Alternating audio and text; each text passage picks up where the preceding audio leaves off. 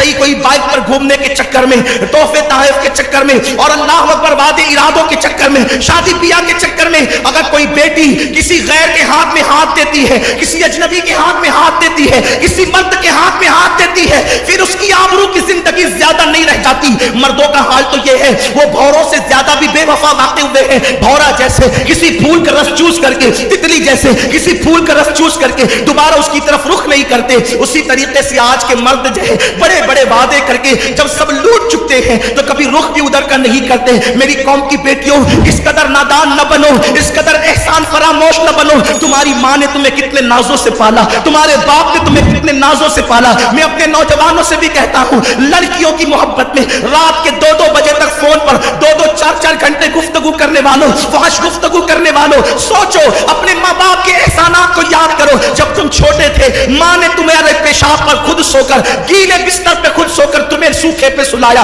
माँ ने तुम्हें 9 महीने पेट में रखा, 2 साल तक के दूध पिलाया। जब तुम रात के 2-2 3-3 घंटे अपनी माशूका से या अपने माशूक से बात करते हो, माँ इंतजार करती है मेरा बेटा आके खैरियत तो पूछेगा या मेरी बेटी आके खैरियत तो पूछेगी। लेकिन अल्लाह अकबर, वहां इश्क के इजहार में अल्फाज खत्म नहीं होते और यहाँ माँ बाप के साथ इजहार इश्क नहीं होता। मैं ये जिम्मेदारी से कह देना चाहता हूँ, इश्क वाली शादियां कभी कामयाब नहीं होती। अगर हजारों में कामयाब हो गई तो आप उसकी मिसाल मुझे पेश ना करें, लेकिन याद रखना 999 शादियां जो है नाकाम ही होती है, कभी उसमें कामयाबी नहीं मिलती। इसलिए कि जिस नमाज में माँ बाप खुश ना हो वो नमाज का सवाब नहीं मिलता। तो जिस शादी में माँ बाप खुश ना हो उस शादी की बरकतें कैसे मिल सकती है, उस शादी की खुशियां कैसे मिल सकती है। इसलिए माँ बाप को नाराज करके कभी तुम शादी ना करना। हाँ, ये इस्लाम में जरूर है कि शादी से पहले लड़का लड़की को देखे, लड़की लड़के को देखे। लड़की को ये हक है कि वो अपने माँ बाप से कहे कि ये मुझे पसंद नहीं थी। ये हक है, ये हक है, ये हक है हर बेटी को कि वो कहे अपने बाप से। डायरेक्ट नहीं कह सकती, भाभीियों के जरिए कहे, बहनों के जरिए कहे, किसी के जरिए कहे, लेकिन कहे। हमारे यहाँ ये नहीं कि उठाकर किसी के भी साथ आप रिश्ता बांध दे, नहीं।